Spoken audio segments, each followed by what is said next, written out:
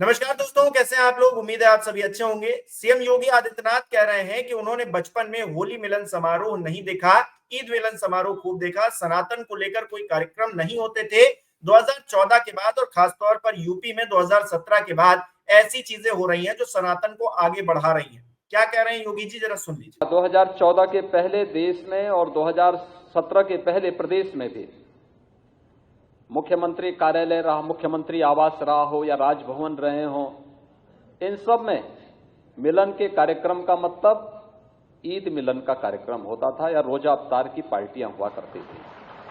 तो सुनो आपने योगी आदित्यनाथ जी क्या कह रहे हैं। इसके अलावा सुप्रीम कोर्ट ने धर्मांतरण को लेकर योगी आदित्यनाथ को बहुत बड़ा झटका दिया है। सुप्रीम कोर्ट ने धर्मांतरण के कानून के तहत दर्ज एफआईआर को रद्द कर दिया है। तो योगी आदित्यनाथ जी एक तरफ हिंदू मुसलमान करने की कोशिश तो कर रहे हैं, लेकिन उनको जो एक चुनौती सुप्रीम कोर्ट से भी मिल रही है इस बात को लेकर। इस पर बात करेंगे। संजय शर्मा जी हमारे साथ जुड़े हुए हैं। संजय सर, बहुत बहुत स्वागत है आपका।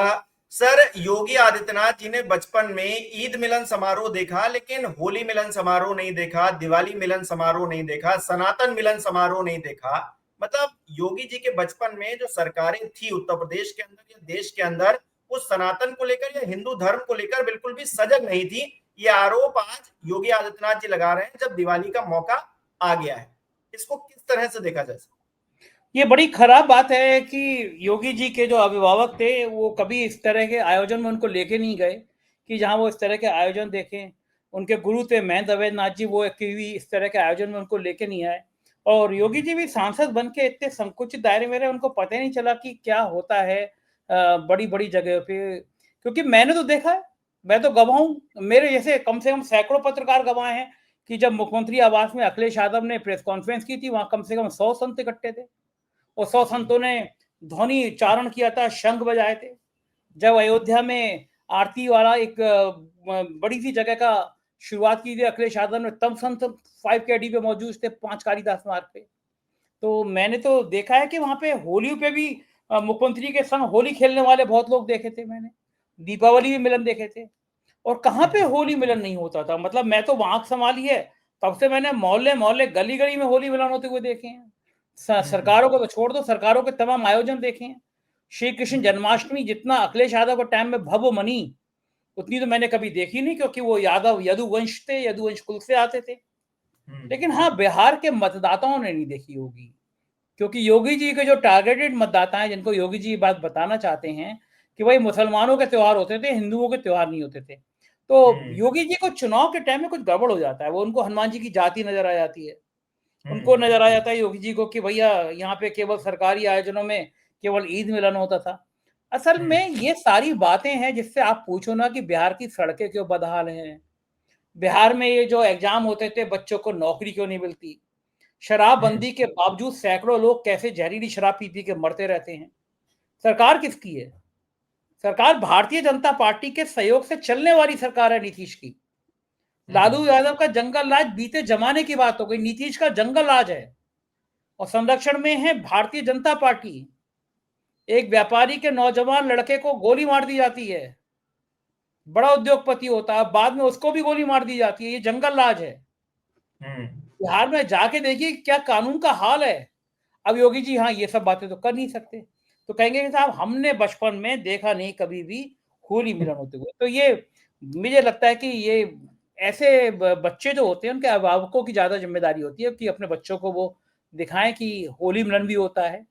उन्होंने कहा कि हमने राजभवन में नहीं देखा, तो कम से कम एक आरटीआई लगा दें, बाकी लोग भी आरटीआई लगा दें कि क्या 2000 से लेकर 2017 तक कभी राजभवन में होली मिलन हुआ या नहीं, दीपावली महोत्सव मनाया गया नहीं मनाया गया है। पता चल जाएगा कि भाई होली भी मनाई गई, दीपावली मनाई गई। ये देश होली दीपावली ईद का नहीं है, ये देश हिंदू मुसलमान की साझी विरासत का है। यहाँ पे ऐसा नहीं होता कि मुसलमानों के त्योहार बनेंगे और हिंदुओं के त्योहार बनेंगे। ये देश उस संस्कृति का है कि जहां पर होली मनेगी तो वो मुसलमानों के मेले मोहल्ले में मनेगी, और जब ईद की सेवैयां बनेंगी तो वो हिंदुओं के घर में बनेगी। मैं एक सोसाइटी का सेक्रेटरी रहा अखिलेश यादव की सरकार में, मैंने तो होली मिलन बहुत बड़े भव्य तरीके से मनाया। मैंने भजन संध्या बड़े भव्य तरीके से मनाई। इसी तरह सरकारी आयोजनों में मैंने तमाम जगह देखा। मैंने कृष्ण जन्माष्टमी पे तमाम उत्तर प्रदेश के पुलिस लाइन में फंक्शन होते हुए देखे। लेकिन राजनीति का जब चश्मा पहन लेता है आदमी तो उसे दिखता नहीं, उसे सिर्फ हिंदू मुसलमान की लड़ाई युद्ध दिखाई देता है। तो योगी जी की आजकल मैं देख रहा हूँ आज तक चैनल और बाकी चैनलों पर योगी जी के आधे आधे घंटे के बुलेटिन चल रहे हैं। तो उसके पीछे हिमांशु मुझे रिकॉर्ड ये स्ट्रेटेजी लग रही है कि योगी जी को समझ आ गया कि बिहार चुनाव के बाद शायद मोदी जी की विदाई हो जाएगी, मोदी जी का रिटायरमेंट प्लान हो जाएगा। अब चर्चा चल रही है कि मोदी के बाद अमित शाह कमान संभालने वाले हैं और चर्चा चल रही है कि अमित शाह की संजय जोशी की भी मीटिंग हो गई है। तो जो आप शर्त लगा लो, मैं जो चाहे मैं वो हारने को तैयार हूं।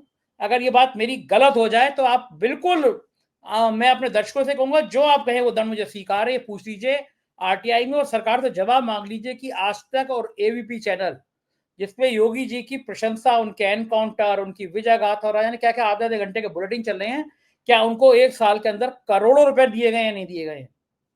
तो ये जो हमारे आपके टैक्स के पैसे से दिए जाते हैं, उत्तराखंड जैसा छोटा राज्य जो पलायन की स्थिति झेल रहा है, जो बेरोजगारी की स्थिति देख रहा है, 1000 करोड़ रुपया धामी ने मीडिया को बांट दिया, गोदी मीडिया को बांट दिया, 1000 करोड़ रुपया इतने छोटे से राज्य के। मैं चैलेंज कर रहा हूं योगी सरकार के वरिष्ठ अफसर सारा 4 PM को सुनते हैं, देखते हैं। मैं चैलेंज कर रहा हूं, आप मुझे कल एक लिखित में जवाब दीजिए कि नहीं आप गलत कह रहे थे, हमने एबीपी चैनल और आज तक को करोड़ों रुपए नहीं दिए हैं। ये लोग अपने भक्ति के कारण मोदी जी सॉरी योगी जी की गाथाएं गा रहे हैं। मैं सहर्ष क्षमा मांगूंगा कि मुझसे गलत हुई। और ये बात कहने के बावजूद भी अगर अगले 48 घंटे से सरकार की तरफ से कोई विज्ञप्ति मेरे पास नहीं आती है, कोई स्टेटमेंट नहीं आता है, तो मेरे दर्शक लोग ये बात मान लीजिए कि जो आप चैनल पे योगी जी की गाथाएं देख रहे हैं, इसके पीछे एक साल के अंदर करोड़ों रुपए इन चैनलों को दिया गया है, जिससे आप इन चैनलों को देख के खुश होते रहे कि भाई प्रधानमंत्री तो योगी को होना चाहिए। अमित शाह देख रहे होंगे, समझ रहे होंगे कि माल हमारा, सरकार हमारी और हमारे लिए ब्रांडिंग कर रही हो। बिल्कुल। अब देखिए इधर हिंदू मुसलमान करने की कोशिश की जा रही, सनातन के सबसे बड़े अलंबरदार योगी आदित्यनाथ खुद को साबित करने पर तुले हुए हैं। तो सुप्रीम कोर्ट क्या करा? सुप्रीम कोर्ट ने धर्मांतरण का जो कानून है उसको लेकर जो एफआईआर कुछ लोगों पर दर्ज की गई थी उसे रद्द कर दिया और कहा कि उसकी जो टिप्पणी है मैं दर्शकों को आपको भी बताता हूं। सुप्रीम कोर्ट ने कहा है कि कानून के कई प्रावधान प्रिवेसी, समान व्यवहार, लोगों की आजादी और संवैधानिकता की कसौटी पर खरे नहीं उतरते हैं। अब योगी जी एक कानून लेकर आए हैं कि धर्म परिवर्तन करवाया जा रहा है, लव जिहाद किया जा रहा है, उसके चक्कर में आप जो है कानूनी शिकंजा कस रहे हैं, देख देख कर लोगों को टारगेट कर करके। राजस्थान में भी ऐसा ही कानून पारित कर दिया गया और इस बीच सुप्रीम कोर्ट टिप्पणी कर रहा है, आपको फटकार लगा रहा है। सर देखिए किस सुप्रीम कोर्ट ने तो यह भी कहा था कि बुलडोजर कोई न्याय का प्रतीक नहीं हो सकता, बुलडोजर किसी भी कानून व्यवस्था का प्रतीक नहीं हो सकता। लेकिन बुलडोजर से कानून का राज स्थापित करने की बातें की जा रही है ना, बुलडोजर से लॉ एंड ऑर्डर मेंटेन करने की बात की जा रही है ना। और बुलडोजर चल किन के रहा है, जरा दिखाइए कितने पंडितों के घर पे चल गया, कितने बनियों के घर पे चल गया, कितने ठाकरों के घर पे चल गया। क्यों बुलडोजर के निशाने पे पिछड़े दलित और मुसलमान आते हैं? और आप माफियाओं की लिस्ट निकाल के देखिए, मैंने तो गिनाए थे आपको, कौन है ये? चुलबुल सिंह, धनंजय सिंह, अभय सिंह, विनीत सिंह, ब्रजेश सिंह, ये माफिया नहीं है उत्तर प्रदेश के, लिस्टेड नहीं है, अपराधियों के सूची में नहीं रहे कभी ये लोग, इनमें से किसी का बुलडोजर नहीं दिखाई देता।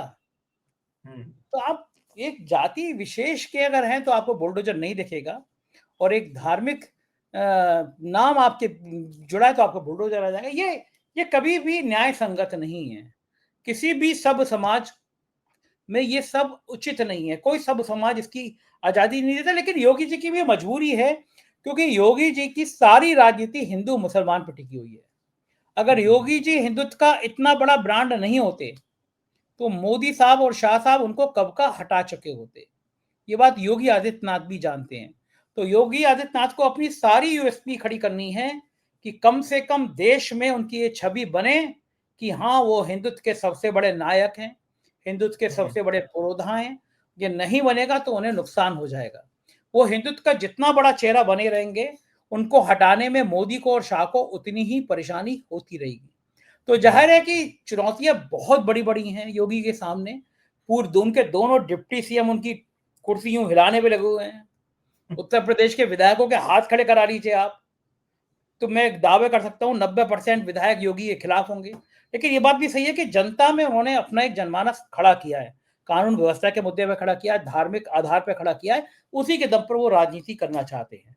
लेकिन सर ये जो राजनीति योगी जी ये जो राजनीति योगी आदित्यनाथ कर रहे हैं बांटने वाली या फिर 80-20 की, इसका असर ये हो रहा है कि सामाजिक तौर पर हम देख रहे हैं हिंदू रक्षा दल जैसे वो पिंकी चौधरी जैसे लोग खड़े हो रहे हैं और किसी भी सांसद को जो है कुछ भी कह रहे हैं, सलवार तलवार का जिक्र कर रहे हैं। हम देख रहे हैं दलित सांसद के ऊपर उसके उनके काफिले पर जो है टायर्स फेंके जा रहे हैं।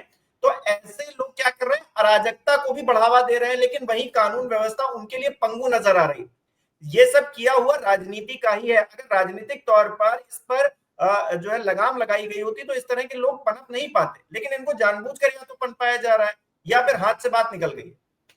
बिल्कुल ठीक बात है। और ये मैं हमेशा कहता हूं कि कानून व्यवस्था जो है ये कायम रखना सबसे बड़ी ड्यूटी है, सबसे बड़ी जरूरत है। और कोई भी सरकार अगर कानून व्यवस्था के संग खिलवाड़ करेगी तो उसे भविष्य में बहुत बड़े बड़े नुकसान झेलने पड़ेंगे हिमांशु, तय है। तो योगी जी आग से खेल रहे हैं। इस प्रदेश को जिस लाइन पर ले जाना चाह रहे हैं वो प्रदेश का विकास तो कभी नहीं हो सकता। बड़े बड़े उद्योगपति क्या लेकर आएंगे उत्तर प्रदेश में निवेश करने के लिए कि ये वो निवेश करने के लिए जगह जा रहे हैं यहाँ पे हिंदू मुसलमान की आग कर रही है। बेंगलोर के कई मल्टीनेशनल कंपनी के सीईओ ने मुझे बताया कि बेंगलोर इतना बढ़िया जगह हुआ करता था, लेकिन वहां भी हो गया, खाओगे क्या, पहनोगे क्या, मुर्गा खाओगे, मीट खाओगे तो नुकसान हो जाएगा।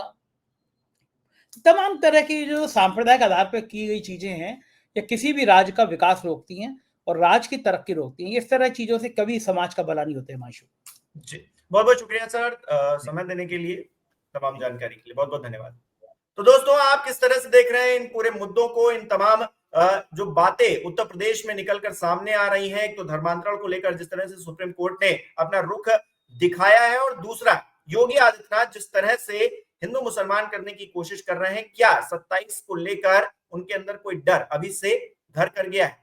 क्या लगता है आपको? अपनी राय कमेंट बॉक्स में हमें लिखकर जरूर बताएं। इस वीडियो को लाइक करें, शेयर करें और हमारे चैनल को सब्सक्राइब नहीं किया तो वो भी जरूर कीजिएगा।